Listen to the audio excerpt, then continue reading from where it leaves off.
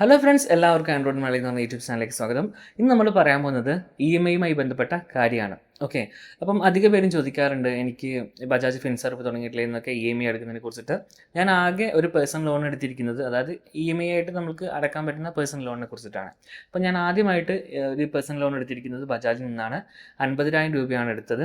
അപ്പം എന്തുകൊണ്ടാണ് ഞാൻ ഇത് റെക്കമെൻഡ് ചെയ്യാത്തത് വെച്ച് കഴിഞ്ഞാൽ, നമ്മൾക്ക് ലോൺ കാലാവധി എപ്പോഴും ലോങ് ടൈമിലേക്കാണ് വരുന്നത്. അതായത് നിങ്ങൾ 50,000 രൂപ എടുത്താലും 1,00,000 എടുത്തു കഴിഞ്ഞാലും 3,00,000 എടുത്തു കഴിഞ്ഞാലും ഇനി 25,000 രൂപ എടുത്തു കഴിഞ്ഞാലും 36 മാസം കൊണ്ടാണ് അടച്ചു തീർക്കേണ്ടത്. അപ്പോഴേക്കും ഒരു ഇൻട്രസ്റ്റും മറ്റു കാര്യങ്ങളൊക്കെ അത്രയും കൂടുതൽ വരും. അതുകൊണ്ടാണ് ഞാൻ പറയുന്നത്, സാധാരണ നിങ്ങൾ പ്രൊഡക്റ്റ് വല്ലതും EMI ആയിട്ട് എടുക്കുന്നെങ്കിൽ കുഴപ്പമില്ല. അതല്ലാതെ പേഴ്സണൽ ലോണ് സാധാരണ ബാങ്കിൽ നിന്ന് തന്നെ എടുക്കുക. അല്ലാണ്ട് ഇത്തരം ആപ്ലിക്കേഷൻ വെച്ചിട്ട് അല്ലെങ്കിൽ ഇത്തരത്തിൽ EMI ആയിട്ട് എടുക്കാണ്ടിരിക്കുന്നതാണ് ഏറ്റവും ബെറ്റർ. കാരണം ഒന്നാമത്തെ കാര്യം വെച്ച് കഴിഞ്ഞാൽ ലോങ് ടൈമിലേക്കാണ് അവർ നമുക്ക് തരുന്നത്. അതുപോലെ തന്നെ ഇൻട്രസ്റ്റും വളരെയധികം കൂടുതലാണ്. അപ്പോൾ നമ്മൾ പല സമയത്തും ബുദ്ധിമുട്ടിയ സമയത്ത് നമ്മൾ എടുക്കുമെങ്കിൽ പെട്ടുപോകും. അതുകൊണ്ടാണ്, കാരണം ഇത്രയും കാലം 36 മാസം മുടങ്ങാതെ ഈ ഒരു എമൗണ്ട്, ചിലപ്പം ഇപ്പോൾ 50,000 രൂപ എടുത്ത ആളാണെങ്കിൽ അവർക്ക് വരുന്നത് വെച്ച് കഴിഞ്ഞാൽ ഒരു 2,399 രൂപ മാസം അടക്കാനുണ്ടാവും. കൂടാതെ അതിൻ്റെ ഒപ്പം നമുക്കൊരു ഇൻഷുറൻസും കൂടി അവർ ആഡ് ചെയ്ത് തരും. ആ ഇൻഷുറൻസ് ക്യാൻസൽ ചെയ്തിട്ടായെങ്കിൽ ഒരു 100 സംതിങ് രൂപ അതിൻ്റെ ഒപ്പം നമ്മൾ എക്സ്ട്രാ ആഡ് ചെയ്യേണ്ടി വരും. മനസ്സിലായില്ലേ? ഇത് രണ്ടും സെപ്പറേറ്റ് ആണ് നമ്മളിൽ നിന്ന് കട്ടാവുക. അങ്ങനെ ഒരു ബുദ്ധിമുട്ടും കൂടിയുണ്ട്. ഇപ്പോൾ ഉദാഹരണത്തിന് നിങ്ങൾക്കിപ്പം 3 EMI ഉണ്ടെങ്കിൽ ആ 3 EMIയും ഒറ്റ എമൗണ്ട് ആയിട്ട് നമ്മളിൽ നിന്ന് എടുക്കുന്നതിന് പകരം ഓരോരോ എമൗണ്ട് ആയിട്ടാണ് നമ്മളിൽ നിന്ന് എടുക്കുക. അത് ഒരു കണക്കിന് നോക്കിയാൽ നമുക്ക് നല്ലതാണെന്ന് വെച്ചാൽ നല്ലത് തന്നെയാണ്. കാരണം നമുക്ക് ഒരു വലിയ എമൗണ്ട് ഇട്ട് വെച്ച് കഴിഞ്ഞാൽ ഏതെങ്കിലും ഒരു EMI ചിലപ്പോൾ നമ്മൾ ചില സമയം ഇപ്പം 3 EMI ഉണ്ട്, 2,000 സംതിങ് വെച്ചിട്ടുള്ള 3 EMI മേടിച്ചോ. ഒന്ന് 2,600, മറ്റൊന്ന് 2,500, പിന്നെ ഒന്ന് 2,400 ആണെങ്കിൽ നമ്മൾ 2,600 രൂപ ഇട്ട് വെച്ച് കഴിഞ്ഞാൽ അതിൽ ഏറ്റവും വലിയ EMI അല്ലെങ്കിൽ ഏതോ ഒരു EMI നമ്മൾ കടഞ്ഞു പോകും എന്ന് സത്യം തന്നെയാണ്. നേരെ മറിച്ചിട്ട് ഇതിൻ്റെ പ്രോബ്ലം ഇപ്പോൾ വരികയെന്ന് വെച്ച് കഴിഞ്ഞാൽ, എന്തെങ്കിലും ഒരു കാരണവശാൽ നമ്മൾക്ക് EMI അടക്കാൻ പറ്റാണ്ട് വന്നു കഴിഞ്ഞാൽ ബൗൺസ് ആകുമ്പോൾ ഈ 3 EMIയുടെയും ചാർജ് ഒന്നിച്ച് ബൗൺസ്, അതായത് ഒന്നിന് 500 രൂപ വെച്ചിട്ട് 3 1,500 രൂപ ബൗൺസ് ആവും. അപ്പോൾ അങ്ങനെ കുറേ ബുദ്ധിമുട്ടുകളുണ്ട് ഈ ഒരു കാര്യത്തിൽ. അതുകൊണ്ട് തന്നെ ഞാൻ പറയുന്നത്, നിങ്ങൾ മാക്സിമം പേഴ്സണൽ ലോൺ എടുക്കുന്നുണ്ടെങ്കിൽ അത് സഹകരണ ബാങ്കിൽ നിന്നോ അല്ലെങ്കിൽ അത്തരത്തിലുള്ള മറ്റ് ബാങ്കിൽ നിന്നോ പലിശ കുറഞ്ഞ രീതിയിൽ എടുക്കാൻ നോക്കുക.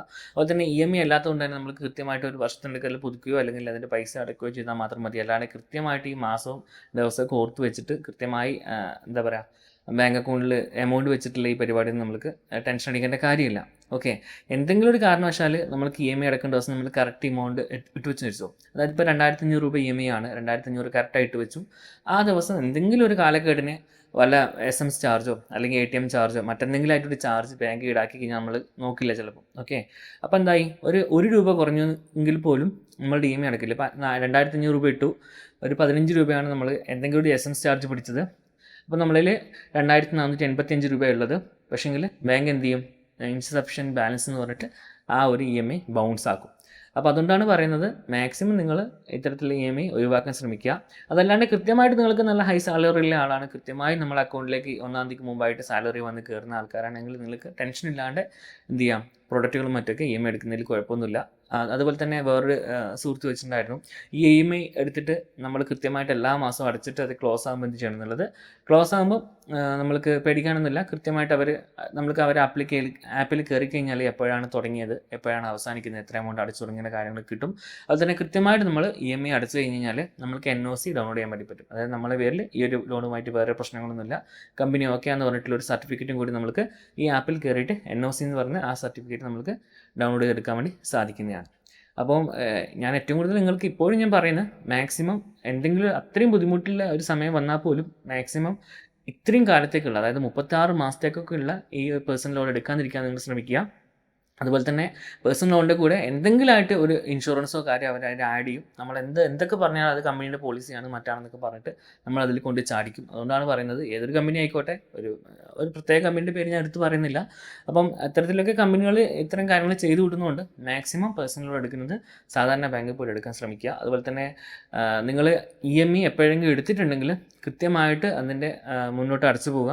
1-2 EMI നിങ്ങൾ തെറ്റിച്ചാൽ പോലും ബാക്കിയുള്ളതൊക്കെ മാക്സിമം കൃത്യമായിട്ട് അടക്കാൻ നോക്കുക. കാരണം നിങ്ങൾക്കറിയാം, നമ്മളെല്ലാവരും വിലയിരുത്തുന്നത് സിബിൽ സ്കോർ എന്ന് പറഞ്ഞിട്ടുള്ള മുകളിലാണ്. നിങ്ങൾ ഓരോ തവണ EMI തെറ്റിക്കുമ്പോഴും നിങ്ങളുടെ സിബിൽ കുറഞ്ഞു വരുന്നൊരവസ്ഥയാണുള്ളത്. അതുകൊണ്ട് മാക്സിമം എന്ത് ചെയ്യാം, കൃത്യമായിട്ട് തന്നെ പൈസ ഇട്ട് വെച്ചിട്ട് EMI ക്ലോസ് ചെയ്യാൻ വേണ്ടി ശ്രമിക്കുക.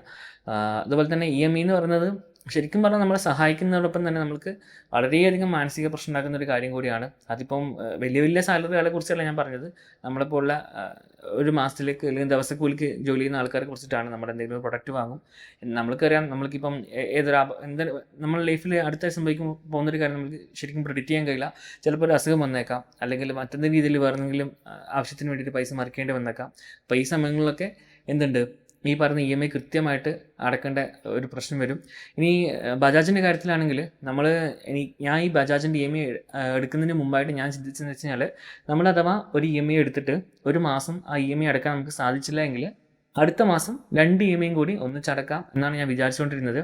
പക്ഷേ എൻ്റെ സുഹൃത്തിന് ഇതേപോലെ ഒരിക്കൽ പൈസ അടക്കാൻ പറ്റാത്തൊരവസ്ഥ വന്നു.